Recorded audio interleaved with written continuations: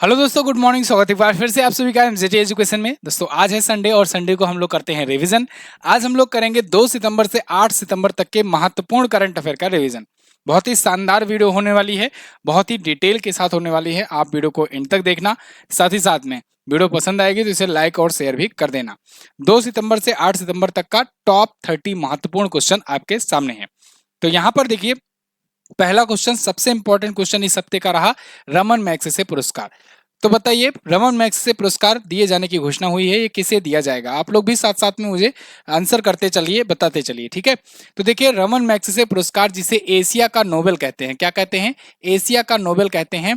और ये अभी दोस्तों किसको दिया गया इस बार के लिए? इस बार के लिए 5 को सम्मानित किया गया है। कर्मा फुनसे और फरवीजा फरहान को, मिया जाकी हयायो को, डॉक्टर गुयेन थी नोक फुओंग को। उपरोक्त सभी यहाँ पर ये चारों हो जाएंगे। इसके अलावा एक संस्था को भी, संस्था है रूरल डॉक्टर मूवमेंट, ठीक है। ये चारों की तस्वीर है, चारों के नाम है आपके सामने। जैसे वियतनाम की नोगुएन थी नोगोन है।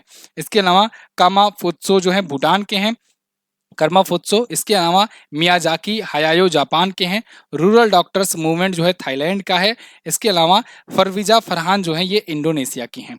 तो इन पांचों को सम्मानित किया गया है इस बार। किससे? तो आप कहोगे एशिया के नोबेल से, रमन मैग्सेसे पुरस्कार से। 4 व्यक्ति और एक संस्था को, ठीक है जी। एशिया का नोबेल जो है ये फिलीपींस के जो 7वें नंबर के राष्ट्रपति थे ना, जिन्हें रमन मैग्सेसे के नाम से जाना जाता था, वो उनके याद में ये सम्मान दिया गया पहली बार, और उन्हीं के नाम से ये मतलब दिया जाता है। 1957 में इसकी शुरुआत हुई थी। ये दोनों ही क्वेश्चन पूछा गया है। 1957 में शुरुआत हुई थी, याद रखना। और एशिया का नोबेल तो कई बार पूछा गया है। अगला क्वेश्चन है, हाल ही में भारत सरकार ने निम्न में से किस कंपनी को नवरत्न कंपनी का दर्जा दिया है? तो देखो, भारत सरकार में जो पीएसयूज होती हैं, पब्लिक सेक्टर की अंडरटेकिंग्स होती हैं, उसमें ही एक होता है नवरत्न। सबसे ऊपर वाली होती है महारत्न, फिर नवरत्न, फिर उसके बाद मिनी रत्न कैटेगरी है, मिनी रत्न कैटेगरी बी। तो यहाँ नवरत्न कंपनी का दर्जा मिला है। किसे मिला है? तो आप कहोगे रेलटेल कॉर्प को, एसजेवीएन को, एसईसीआई और एनएचपीसी को। ये 4 कंपनियों को अभी दर्जा दिया गया है। यहाँ पर आप देख पाओगे, finance minister Nirmala Sitharaman approves Navratna status for 4 CPSC central. ये गवर्नमेंट की, ये पब्लिक सेक्टर की इंटरप्राइजेज हैं। तो ये 4 कंपनियां अब नवरत्न हो गई हैं। तो अब टोटल नवरत्न कंपनियों की संख्या हो गई है 25। अच्छा, महारत्न कंपनियों की संख्या कितनी है? तो आप बताओगे वर्तमान में महारत्न कंपनियां जो हैं ये हैं 13, ठीक है ना। 13 महारत्न कंपनियां हैं। अगला, निम्न में से किसके द्वारा हाल ही में प्रोजेक्ट नमन शुरू किया गया? तो प्रोजेक्ट नमन, चलो बताओ किसके द्वारा शुरू किया गया है? तो इसे शुरू किया गया है भारतीय सेना के द्वारा। प्रोजेक्ट नमन के तहत होगा क्या कि दोस्तों, जो आर्मी के जो परिवार वाले जन हैं, या फिर जो रिटायर्ड आर्मी पर्सन हो गए, या फिर जो जो दिव्यांग होकर के वहां से चले आए हैं, जो उस कैपेबल नहीं रहे, उसके बाद निकाल दिए गए हैं, तो वो सभी जो सैनिक हैं उनके परिवारों को समर्पित सहायता और सेवाएं प्रदान करने के लिए ये है प्रोजेक्ट नमन। अब इसका पहला चरण अभी शुरू किया गया है, जिसके तहत विभिन्न स्थानों पर कॉमन सर्विस सेंटर बनाए जा रहे हैं, और ये सेंटर डेडिकेटेड रूप से उनकी हेल्प करेंगे। तो 14 अभी स्थापित किए गए हैं, आगे चल करके देश भर में ऐसे 200 केंद्र स्थापित किए जाएंगे। अगला, हाल ही में किस देश के पर्यटन बोर्ड ने पैसिफिक एशिया ट्रेवल एसोसिएशन यानी पाटा का गोल्ड अवार्ड जीता? पाटा गोल्ड मेडल बहुत पूछा जाता है। तो पाटा गोल्ड मेडल इस बार भी जीत लिया है नेपाल के टूरिज्म विभाग ने। नेपाल के पर्यटन विभाग ने ये जीत लिया है पाटा का गोल्ड मेडल, ठीक है। Pacific Asia travel association gold medal, तो ये इन्होंने जीता है। पाटा का फुल फॉर्म भी पूछा जाता है, तो आप इसको ध्यान रखिएगा। इन्होंने सतत पर्यटन की श्रेणी में अपने STLRP योजना के लिए जीता हुआ है। और ये कौन सी बार जीते हैं? तीसरी बार। 2022 और 2023 में जीते थे, अब 2024 वाला भी जीत गए। अगला, 1 सितंबर 2024 को किस एयरपोर्ट पर भारत का सबसे बड़ा एरो लाउंज लॉन्च किया गया? तो दोस्तों, भारत का सबसे बड़ा एरो लाउंज जो है ये कहाँ लॉन्च किया गया है? आप बताओगे कोचीन इंटरनेशनल एयरपोर्ट पर। कहाँ पर है ये है केरला में। तो केरल के कोची एयरपोर्ट पर ये दुनिया का सबसे बड़ा एरो लाउंज लॉन्च किया गया है, जिसका नाम है 0484 एरो लाउंज। तो 1 सितंबर को केरल के जो सीएम है पिनराई विजयन, इन्होंने इसका उद्घाटन किया हुआ है कोचीन इंटरनेशनल एयरपोर्ट पर। अगला, अच्छा साथियों, अगर आप किसी एग्जाम की तैयारी कर रहे हो तो देखो टेक्स्ट बुक का आप मॉक टेस्ट सॉल्व करना शुरू कर दो, क्योंकि मॉक टेस्ट सॉल्व करने से आप स्कोर अपना इवेलुएट कर पाओगे, स्कोर मैनेज कर पाओगे। साथ ही साथ किस प्रकार की आपकी तैयारी चल रही है, कौन सा अभी वीक पोर्शन है, ये सब भी आप देख पाओगे। तो अभी के लिए आपको टेक्स्ट बुक पास प्रो जो है, yearly text book pass pro, ये 699 की जगह 615 में मिल रहा है, यूज करने पर coupon code MGT coupon code use करोगे तभी आपको 615 में मिलेगा, 12% का डिस्काउंट मिलेगा। लिंक डिस्क्रिप्शन में दिया गया है। इंडिया के सभी एग्जाम का यहाँ पर मॉक टेस्ट अवेलेबल है, तो आप जाकर ले सकते हो। ध्यान रहे, टेक्स्ट बुक पास प्रो लोगे तो प्रीवियस ईयर के भी मॉक टेस्ट आपको मिलेंगे। जैसे फॉर एग्जांपल एनटीपीसी की बात करें तो एनटीपीसी में देखो 3 लाख से ज्यादा बच्चे इसमें एनरोल कर चुके हैं, तो आपको बेहतर रैंक भी अपनी देखने को मिल सकती है अच्छे खासे कंपटीशन में, तो आप अपना अच्छा मूल्यांकन कर पाओगे। लिंक डिस्क्रिप्शन में है, जाइए चेकआउट कीजिए। अगला, सितंबर 2024 में सर्वोच्च न्यायालय के ध्वज और प्रतीक चिन्ह का अनावरण किसने किया है? तो सर्वोच्च न्यायालय के ध्वज और प्रतीक चिन्ह का अनावरण दोस्तों अभी हाल ही में द्रौपदी मुर्मू जी ने किया है। राष्ट्रपति द्रौपदी मुर्मू जी जो हैं, ये सुप्रीम कोर्ट के नए ध्वज और नए लोगो का अनावरण किए हैं। देखिए कुछ इस प्रकार से ब्लू कलर का ये ध्वज होगा, और लोगो में देखिए यहाँ पर लोगो जो बना है इसमें संविधान की पुस्तिका है, और पीछे सुप्रीम कोर्ट भी बना हुआ है। ठीक है, तो जिला न्यायपालिका के राष्ट्रीय सम्मेलन नई दिल्ली में हुआ, और उसी में 2 सितंबर को राष्ट्रपति द्रौपदी मुर्मू जी ने इसका उद्घाटन किया है। ध्यान रहे, इसमें इनसेन में क्या क्या है, इस चीज को आपको यहाँ नोट डाउन करना है, क्योंकि यहाँ से क्वेश्चन पूछा जा सकता है। तो क्या क्या है नए झंडे में? अशोक चक्र है, सर्वोच्च न्यायालय की इमारत है, और भारत का संविधान शामिल है। किस कलर का झंडा है? तो आप कहोगे नीला रंग का झंडा है। ठीक है, लिखा क्या गया है? तो आप बताओगे भारत का सर्वोच्च न्यायालय और यतो धर्मस्ततो जयः, जिसका मतलब होता है जहां धर्म है वहां विजय है। यहां से ये क्रूशियल इंफॉर्मेशन, ये बहुत इंपॉर्टेंट है, ये पूछा जाएगा आपसे। ठीक है, आगे, हाल ही में किसे ओलंपिक ऑर्डर से सम्मानित किया गया? तो दोस्तों जैसा कि आप जानते हो एक प्रथा चली आई है, जो ओलंपिक आयोजित कराता है सक्सेसफुली, तो उसको ओलंपिक ऑर्डर से सम्मानित करता है आईओसी। आईओसी यानी कि इंटरनेशनल ओलंपिक कमेटी। तो अभी पेरिस ओलंपिक हुआ पेरिस में, तो पेरिस के जो राष्ट्रपति हैं या कहें फ्रांस के जो राष्ट्रपति हैं उनको सम्मानित किया गया। तो ओलंपिक ऑर्डर इस बार वाला किसे मिलेगा? तो आप बताओगे इमैनुअल मैक्रॉन को। ठीक है ना, तो इमैनुअल मैक्रॉन को देखिए यहाँ पर सम्मानित किया जा रहा है, किसके द्वारा? थॉमस बाक के द्वारा। ओके, जो कि आईओसी के अध्यक्ष हैं। ग्रीष्मकालीन ओलंपिक जो अगला वाला होगा 2028 में, होगा लॉस एंजल्स यूएसए में। लेकिन शीतकालीन वाला जो होगा अगला वाला 2026 में, वो होगा मिलान और कार्टिना डी एम्पोज इटली में। इटली में होगा शीतकालीन, यहाँ होगा ग्रीष्मकालीन, ये दोनों भी याद रखना। अगला, हाल ही में एथलेटिक्स में 2 पैरालंपिक पदक जीतने वाली पहली भारतीय महिला कौन बन गई? तो देखो एथलेटिक्स में भारतीय टीम जबरदस्त प्रदर्शन कर रही है। तो अभी तक 26 मेडल आ चुके हैं, जो कि ऐतिहासिक है। अभी तक 19 मेडल पिछला हाईएस्ट था, इस बार उसका रिकॉर्ड तो कब का तोड़ दिए हैं। तो 2 पैरालंपिक और 6 गोल्ड भी आ चुका है जिसमें, ये भी एक रिकॉर्ड बन गया है। 2 पैरालंपिक पदक यहाँ जीतने वाली इकलौती भारतीय महिला एथलीट बन गई हैं प्रीति पाल। ध्यान रहे, एथलेटिक्स में इनके 2 मेडल आए हैं। वैसे अवनी लेखरा जो है वो 2 बार से मतलब पिछली बार ही 2 मेडल जीती थी, इस बार तो 2 नहीं जीती, एक ही जीती हैं। पिछली बार वो 1 गोल्ड और 1 ब्रांज जीती थी, लेकिन वो एथलेटिक्स नहीं था, वो शूटिंग से थी। यहाँ पर ये एथलेटिक्स हैं, और एथलेटिक्स में ये पहली बन गई हैं भारतीय जिन्होंने 2 मेडल जीते हैं। हालांकि इनके दोनों मेडल ब्रॉन्ज हैं। ठीक है, दोनों ही ब्रॉन्ज हैं। 200 मीटर T35 कैटेगरी और 100 मीटर की T35 कैटेगरी में इन्होंने जीता हुआ है प्रीति पाल। अगला, 133वां डूरंड कप 2024 का खिताब किसने जीता? तो 133वें डूरंड कप का खिताब किसने जीत लिया है बताओ? ये एशिया का सबसे पुराना फुटबॉल टूर्नामेंट है। इसको जीत लिया है इस बार नॉर्थ ईस्ट यूनाइटेड ने। नॉर्थ ईस्ट यूनाइटेड ने मोहन बागान को हरा करके जीता है। मोहन बागान जो है ये सबसे पुराना फुटबॉल क्लब भी है, और सबसे ज्यादा सक्सेसफुल भी है। 17 बार इसने जीता हुआ है Durand cup. Durand cup Asia का सबसे पुराना है, देखो 133वां संस्करण है ये इसका। ठीक है, लेकिन नॉर्थ ईस्ट यूनाइटेड ने इस बार इनको हरा दिया है, और फाइनल मैच जो है ये विवेकानंद युवा भारती क्रीड़ांगन में कोलकाता में खेला गया। बाकी आयोजन इसका इस बार 4 राज्यों में हुआ था। कोलकाता यानी पश्चिम बंगाल, कोकराझार यानी असम, जमशेदपुर यानी झारखंड, और शिलांग यानी मेघालय में। 4 राज्यों में इस बार आयोजन किया गया था। ठीक है, अगला, हाल ही में वायुसेना के नए उप प्रमुख कौन बनाए गए? तो भारतीय वायुसेना के नए उप प्रमुख साथियों कौन बनाए गए हैं? Air marshal Tejinder Singh. अच्छा, एयर मार्शल तेजिंदर सिंह जो हैं ये काफी ज्यादा एक्सपर्ट हैं लड़ाकू विमान वगैरह चलाने में। इनके नाम 4500 घंटे से अधिक की उड़ान के साथ एक कैटेगरी का फ्लाइंग प्रशिक्षण है का सर्टिफिकेट है। ये लड़ाकू शाखा में नियुक्त किया गया था 1987 में, तब से सेवाएं दे रहे हैं। अभी उप प्रमुख बने हैं, आगे चल करके आपको प्रमुख के रूप में वायुसेना के अध्यक्ष के रूप में नजर आएंगे।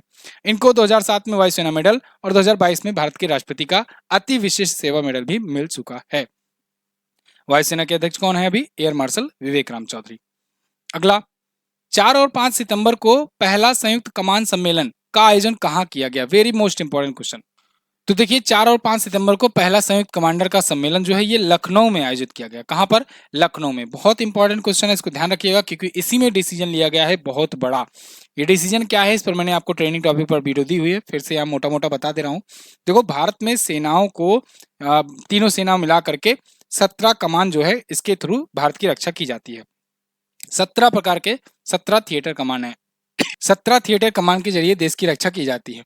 अब ये 17 थिएटर कमान को खत्म करके 3 नए थिएटर कमान बनाए जाएंगे। ये बात ध्यान रखना, बहुत इंपॉर्टेंट क्वेश्चन है ये।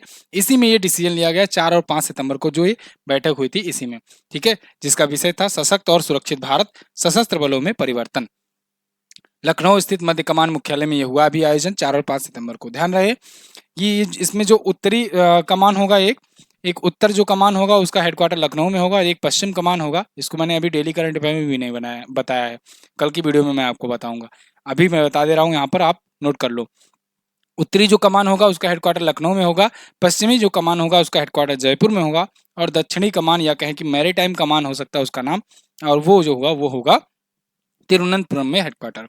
उत्तरी कमान जो होगा उसका काम होगा केवल और केवल चाइना पर फोकस करना। पश्चिमी जो कमान होगा उसका पूरा पूरा फोकस होगा केवल पाकिस्तान को फोकस में रखना। और नीचे वाला जो दक्षिणी या कहें कि जो मैरीटाइम कमान होगा, समुद्री कमान होगा, उसका मेन फोकस होगा हिंद महासागर की में गतिविधियों में भारत की सुरक्षा को श्योर करना। ठीक है, तो ये 3 कमान बनेंगे, इसको ध्यान रखिएगा। आगे, भारत और फ्रांस के बीच द्विपक्षीय नौसैन्य अभ्यास वरुण का आयोजन कहाँ किया गया? तो भारत और फ्रांस के बीच इस बार जो वरुण हुआ ये हिंद महासागर नहीं, भूमध्य सागर में हुआ है, मेडिटेरियन सी में ये हुआ है। द्विपक्षीय नौसैन्य अभ्यास है वरुण, भारत और फ्रांस के बीच में होता है। ठीक है ना, वरुण हुआ, गरुण हुआ, शक्ति हुआ या फ्रेंजेक्स हुआ, ये चारों अभ्यास भारत और फ्रांस के बीच में होते हैं। तो यहाँ पर वरुण है नौसेना का है और भूमध्य सागर में हुआ है, 22वां संस्करण है इसका। भारत का जो गश्ती विमान है P-8I विमान, ये गया था इसमें हिस्सा लेने। ठीक है, अगला, किस केंद्रीय मंत्री ने 7वें राष्ट्रीय पोषण माह 2024 का शुभारंभ किया? तो 7वां राष्ट्रीय पोषण माह शुरू हो चुका है। कब से शुरू हुआ है तो आप बताओगे? 1 सितंबर से लेकर 30 सितंबर तक चलता है पोषण माह, और 1 सितंबर से लेकर के 7 सितंबर तक चलता है पोषण सप्ताह। ठीक है ना, यहाँ पोषण माह पोषण सप्ताह लिखने की जरूरत नहीं है, 7 दिन वाला होगा, सप्ताह होगा। ठीक है, कॉमन सेंस है। तो ये हर साल मनाया जाता है। इस बार अभी जो 7वां राष्ट्रीय पोषण माह मनाया जा रहा है, इसको अभी अन्नपूर्णा देवी ने उद्घाटन किया है। अन्नपूर्णा देवी जी कौन है? ये कौन है? ये महिला एवं बाल विकास की मंत्रालय की मंत्री हैं। तो महात्मा मंदिर गांधीनगर गुजरात में 1 से 30 सितंबर तक मनाए जाने वाले पोषण माह का इन्होंने उद्घाटन किया हुआ है। अनीमिया, विकास निगरानी, पूरक आहार, पोषण भी, पढ़ाओ भी, बेहतर शासन के लिए प्रौद्योगिकी और एक पेड़ माँ के नाम, इन सब पर यह केंद्रित होगा। ठीक है साथियों, लगातार क्लासेस लेने की वजह से ना मुंह में हमारे जो है दाने पड़ गए हैं, मतलब कट जाता है, तो इसको लेकर के कुछ ना कुछ खाना पड़ता है जिससे मैं आपको रेगुलर पढ़ा पाऊँ, रेगुलर क्लासेस ले पाऊँ।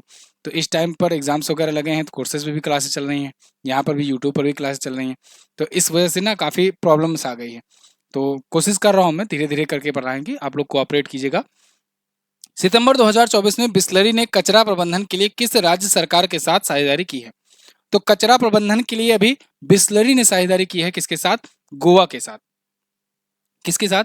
गोवा के साथ, कचरा प्रबंधन के लिए। ठीक है ना, आगे तो यहाँ पर देख पाओगे मोरमुगांव में अपशिष्ट प्रबंधन का ये बढ़ावा देंगे।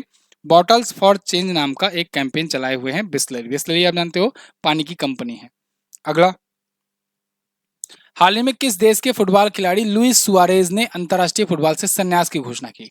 लुइस सुआरेज बहुत लीजेंड खिलाड़ी हैं अपने देश के। किस देश के हैं ये? उरुग्वे के। इन्होंने संन्यास की घोषणा कर दी है। लुइस सुआरेज अब अपना अंतिम मैच खेलेंगे और उससे पहले उन्होंने अनाउंस किया है कि अब ये संन्यास ले रहे हैं।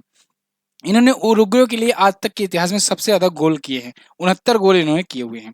17 साल का इनका करियर रहा और 2011 में उरुग्वे को कोपा अमेरिका कप जिताने में अहम भूमिका इन्होंने निभाई थी। ठीक है, अगर लीग मैच वगैरह में बात करें तो इंटर मियामी से ये खेलते हैं। इनको द गनमैन के नाम से भी जाना जाता है। अच्छा, अगस्त महीने की ई बुक आ चुकी है हिंदी और इंग्लिश दोनों लैंग्वेज में। बाकी भी जो भी ई बुक है या अगस्त की बुक है, इसको आपको अगर लेना है तो एमजेटी ऐप पर जाकर के आप ले सकते हो। देखो, एमजेटी ऐप पर जाकर के आप लोगोगे ना, तो वहाँ पर कुछ ना कुछ डिस्काउंट मिल जाएगा। व्हाट्सएप पर जनरली लोग मांगते हो कि क्यूआर कोड भेज दीजिए सर, यहाँ पर पेमेंट कर दें। वो सिस्टम पहले चला करता था जब अपने पास पेमेंट गेटवे अपना खराब चल रहा था, तब कुछ महीनों के लिए।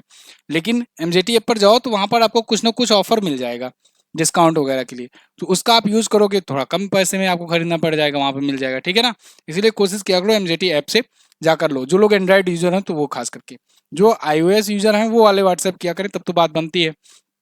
अगला, हाल ही में किस राज्य सरकार ने वैदिक 3D संग्रहालय बनाने की घोषणा की है? तो अभी हाल ही में उत्तर प्रदेश सरकार ने साथियों वैदिक 3D संग्रहालय, वैदिक 3D म्यूजियम बनाने की घोषणा की है। कहां पर बनेगा? तो दोस्तों, सबसे प्राचीन शहर दुनिया के वाराणसी, काशी, यहां पर बनेगा वैदिक 3D संग्रहालय। संपूर्णानंद संस्कृत विश्वविद्यालय में यह बनाया जाएगा, उसी के कैंपस में। तो ये अत्याधुनिक संग्रहालय होगा। इसमें भारतीय ज्योतिषी, खगोल विज्ञान, वैदिक साहित्य, ये सब की शिक्षा दी जाएगी। साथ ही साथ 16 संस्कार, 64 कलाएं, 18 विधाएं, ये सब विस्तृत रूप से यहाँ पर देखने को मिलेगा। इसके अलावा शोध और भारतीय नक्षत्र विद्या के दर्शन के भी म्यूजियम में यहाँ पर होंगे उपस्थित। अगला, वर्ष 2024 में 10 लाख करोड़ रुपए का राजस्व पार करने वाली भारत की पहली कंपनी कौन बनी? 2024 में ही 10 लाख करोड़ का राजस्व रेवेन्यू जनरेट कर ली है। कौन सी कंपनी है? तो मोटा भाई अंबानी की रिलायंस इंडस्ट्रीज। ये एक ही वित्तीय वर्ष में कहें 2024 में ही इन्होंने 10 लाख करोड़ का मार्केट कैप पार किया। इसीलिए ना अनंत अंबानी की शादी में खर्च कर रहे थे इतना।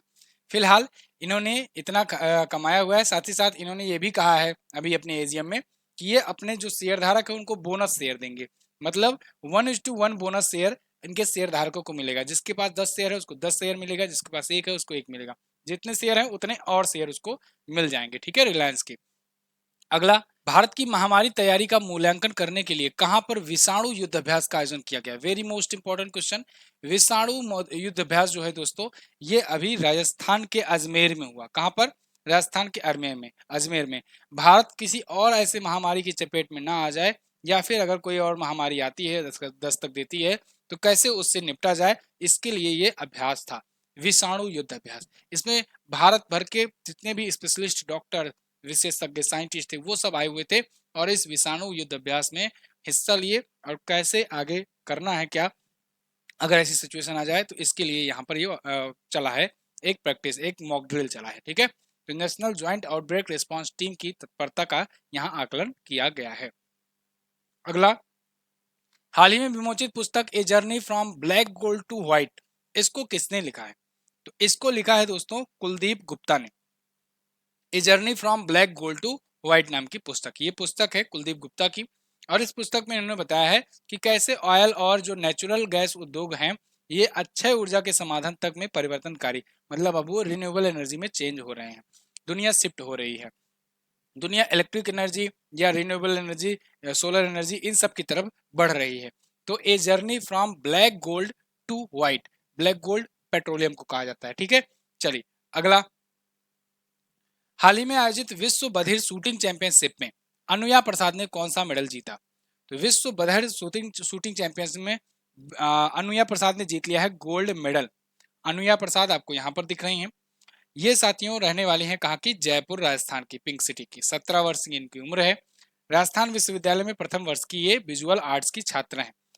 जर्मनी के हनोवर में ये दूसरे संस्करण में जो आयोजित किया गया विश्व बधिर चैंपियनशिप, उसमें गोल्ड जीत करके आई हुई हैं। अगला, सितंबर 2024 में केंद्र सरकार ने किस राज्य के अंतिम 2 प्रमुख विद्रोही समूहों के साथ शांति समझौता पर हस्ताक्षर किया? तो त्रिपुरा में साथियों क्या था कि जितने भी विद्रोही समूह थे, धीरे धीरे करके वो सरकार के साथ समझौते कर लिए, खत्म हो गए थे। 2 अभी बाकी थे, वो अंतिम जो 2 थे उनसे भी अभी शांति समझौता पर हस्ताक्षर हो गया गृह मंत्रालय का। उसके बाद ये भी जुड़ गए मुख्य धारा में। तो यानी ये लोग अब त्रिपुरा में विवाद फैलाने या त्रिपुरा में उग्रवाद को बढ़ावा देने में काम नहीं करेंगे, ये मुख्य धारा से जुड़ करके काम करेंगे।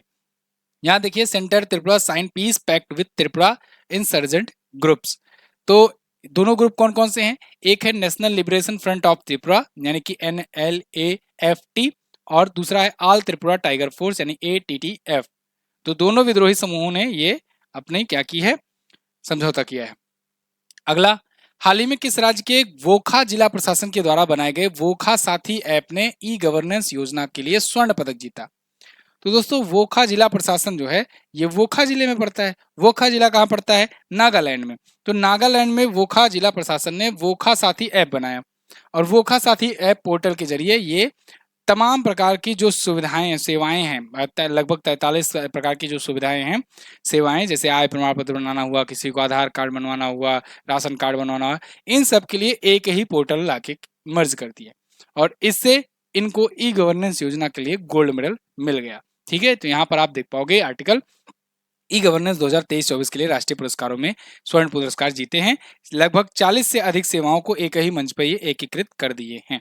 ठीक है, तो ये अवार्ड कहाँ मिला? मुंबई में ई गवर्नेंस पर 27वां जो राष्ट्रीय सम्मेलन हुआ वहां पर। ये भी पॉइंट याद रखना कि कहां पर ये सम्मेलन हुआ। अगला, हाल ही में राष्ट्रपति द्रौपदी मुर्मू जी ने किस राज्य में विश्व शांति बुद्ध विहार का उद्घाटन किया? तो महाराष्ट्र में ही इन्होंने उद्घाटन किया है। किसने? राष्ट्रपति द्रौपदी मुर्मू जी ने विश्व शांति बुद्ध विहार का। विश्व शांति बुद्ध विहार जो है कुछ इस प्रकार से ये बनाया गया है, और ये किसकी तर्ज पर बना है? ये बना है दोस्तों कर्नाटक के कुलबर्गी में स्थित बुद्ध विहार के तर्ज पर। तो ये गौतम बुद्ध की एक प्रतिमा के साथ बनाया गया उदगीर लातूर जिले में, महाराष्ट्र में। ठीक है ना, लातूर जिले के उदगीर में, महाराष्ट्र में बुद्ध विहार। ठीक है, अगला, IIRF 2024 इंजीनियरिंग रैंकिंग में सरकारी कॉलेज की लिस्ट में कौन सा कॉलेज टॉपर है? तो Indian institute of ranking framework 2024 आई। इसमें इंजीनियरिंग रैंकिंग में गवर्नमेंट कॉलेजेस में IIT बॉम्बे टॉप पर रही, और प्राइवेट कॉलेजेस में बिट्स पिलानी जो ग्रुप है ये टॉप पर रही। बिट्स पिलानी ये प्राइवेट एक चैन है प्राइवेट कॉलेज का, इसमें ये सबसे बेस्ट प्राइवेट इंजीनियरिंग कॉलेज बनकर के उभरा। फिर थॉपर इंस्टीट्यूट और फिर IIT हैदराबाद रहा प्राइवेट में। टॉप 3 गवर्नमेंट में IIT बॉम्बे के बाद IIT मद्रास और IIT दिल्ली है। ध्यान रहे ये Indian institute of ranking framework है। ऐसे ही आता है NIRF ranking, national institute of ranking framework. तो इसको ध्यान रखना, इसमें IIT मद्रास अक्सर टॉप पर रहता है। प्रधानमंत्री मोदी के सिंगापुर दौरे में भारत ने सिंगापुर के साथ किस क्षेत्र में समझौता किया? तो सिंगापुर दौरे में भारत ने सिंगापुर के साथ सेमीकंडक्टर क्षेत्र में एक बड़ा समझौता किया है। सेमीकंडक्टर को लेकर के भारत ने समझौता किया है कि सेमीकंडक्टर की जो टेक्नोलॉजी है वो हमारे यहाँ भी दो, थोड़ा सा मिल बांट करके काम किया जाए, हमारे यहाँ भी आप अपने जो एडवांस टेक्नोलॉजी है सेमीकंडक्टर डेवलप करने की उसको आप विकसित करो। ठीक है, तो सेमीकंडक्टर प्रवेश तंत्र के क्षेत्र में साझेदारी हुई है। PM मोदी और सिंगापुर के प्रधानमंत्री लॉरेंस वोंग की अभी उपस्थिति में आदान प्रदान किया गया है। PM मोदी अभी ब्रुनेई और सिंगापुर दौरे पर थे। 3 से 5 सितंबर तक ब्रुनेई और सिंगापुर दौरे पर थे। अगला, हाल ही में किस राज्य में 10 दिवसीय ओणम उत्सव की शुरुआत हुई? तो कल सुबह मैंने आपको पढ़ाया था ओणम महोत्सव जो है ये केरल में आयोजित होता है। 10 दिवसीय यानी कि 10 दिनों का होता है, और अभी ये शुरू हुआ है। ठीक है, ओणम फेस्टिवल ये शुरू होता है अथम से। अथम इसको पहला दिन इसके कहते हैं अथम, और इसके अंतिम दिन को कहते हैं तिरुवोनम। ठीक है, पहला दिन और अंतिम दिन याद रखना। ये केरल के मलयालम, क्योंकि वहाँ मलयालम लैंग्वेज होती है, मलयालम कैलेंडर भी होता है, तो मलयालम कैलेंडर के चिंगम महीने में ये मनाया जाता है। ठीक है, अगला, 5 सितंबर 2024 को किस देश ने ब्रिटेन और यूरोपीय संघ के साथ दुनिया की पहली AI संधि पर हस्ताक्षर किया? यह भी इंपॉर्टेंट क्वेश्चन है। तो दुनिया की पहली AI संधि, AI treaty, artificial intelligence treaty, ये ब्रिटेन, यूरोपीय संघ और अमेरिका ने की है। US और ब्रिटेन यानी UK और EU यानी यूरोपियन यूनियन, इन 3 के बीच में अभी ये लीगली साइन हुआ है AI को लेकर के। AI यानी आर्टिफिशियल इंटेलिजेंस। तो दुनिया की पहली ये AI ट्रीटी होने जा रही है। इसमें क्या होगा? इसमें AI का दुरुपयोग कैसे बचाया जाए, AI के लिए रूल्स रेगुलेशन कैसे बनाए जाए, इस सब पर ये ट्रीटी है। ठीक है, 57 देशों के बीच में अभी सम्मेलन भी हुआ था, ये भी ब्रिटेन में हुआ था। अगला, हाल ही में किसको ITTF फाउंडेशन का एम्बेसडर बनाया गया? तो ITTF यानी कि इंटरनेशनल टेबल टेनिस फेडरेशन, तो international table tennis federation foundation, इसका एम्बेसडर यानी राजदूत बनाया गया है भारत के अचंता शरद कमल को, जो लीजेंड टेबल टेनिस के खिलाड़ी हैं। इनको 2022 में अभी खेल रत्न भी मिला था, मेजर ध्यानचंद खेल रत्न अवार्ड। तो इनको अभी अंतरराष्ट्रीय टेबल टेनिस महासंघ का राजदूत, भारतीय राजदूत नियुक्त किया गया है। अच्छा, ये कॉमनवेल्थ गेम में सबसे ज्यादा मेडल जीतने वाले भी खिलाड़ी हैं। ये 13 मेडल जीत चुके हैं, जिसमें 7 गोल्ड है। ठीक है, याद रखना ये भी। और अर्जुन अवार्ड भी मिल चुका है, पद्मश्री भी इनको मिल चुका है। अगला, भारत के लिए जूडो में मेडल जीतने वाले पहले पैरालंपिक खिलाड़ी कौन बने? जूडो में मेडल आज तक के इतिहास में भारतीय पैरालंपिक में कभी नहीं आया था मेडल। इस बार पहली बार मेडल आया, और इसको जीता किसने? कपिल परमार ने। कपिल परमार ब्रॉन्ज मेडल जीते हुए हैं, और ये जीते हुए हैं दोस्तों जूडो मेंस के 60 किलोग्राम की J1 कैटेगरी में, J1 60 किलोग्राम की कैटेगरी में। ब्राजील के एल्टन को हराया इन्होंने। 2009-10 में करंट लग गया था, जिससे इनकी आंखें चली गई थी, रोशनी आंखों की, और 80% ये दृष्टि बाधित हैं। अगला क्वेश्चन, यूपी महिला आयोग की अध्यक्ष कौन बनी? तो उत्तर प्रदेश महिला आयोग की अध्यक्ष बन गई हैं दोस्तों बबीता चौहान, और वहीं उपाध्यक्ष बनी है अपर्णा यादव। ठीक है ना, अपर्णा यादव को उपाध्यक्ष और बबीता चौहान को अध्यक्ष बनाया गया है उत्तर प्रदेश महिला आयोग के। ठीक है, और राज्यपाल आनंदीबेन पटेल जी ने इन्हें नियुक्त किया है। तो ये थे साथियों टॉप 30 क्वेश्चन। आपका जो भी स्कोर आया है आप कमेंट करके बताइए कि आपने इसमें से कितना ईमानदारी से सही किया हुआ है। यहाँ पर मैं आपको कुछ और रिवीजन के साथ छोड़े जा रहा हूँ, इनका आप रिवीजन करिए या स्क्रीनशॉट ले लीजिए, बाद में पढ़ लीजिएगा, या फिर पीडीएफ दूंगा मैं, तो पीडीएफ से आप पढ़ लेना। पीडीएफ आपको दोस्तों टेलीग्राम से भी मिल जाएगी हमारे। इसके अलावा एमजेटी ऐप पर तो आपको सब पीडीएफ मिल ही जाएगी। तो एमजेटी ऐप पर जाकर के इसकी क्विज भी लगा लेना, और यहाँ से पीडीएफ भी डाउनलोड कर लेना। तो यहाँ पर देखो ये प्रमुख नियुक्तियां हैं, आगे यहाँ प्रमुख महोत्सव हैं, स्क्रीनशॉट लेना चाहो फटाफट से ले लो। फिर इसके बाद आयोजन सम्मेलन है, इसका लेना चाहो स्क्रीनशॉट ले लो। फिर इसके बाद आपका सैन्याभ्यास है, किसके किसके बीच में कहाँ कहाँ पर हुआ है, इसका स्क्रीनशॉट ले लो। फिर आपका इसका प्रमुख इस्तीफा और संन्यास है, इसका भी स्क्रीनशॉट आप ले लो। ठीक है, थैंक यू सो मच। मिलेंगे साथियों अगली वीडियो में। अच्छा, अर्जुन बैच जिनको ज्वाइन करना है वो ज्वाइन कर सकते हैं। Thank you so much. जय हिंद, वंदे मातरम।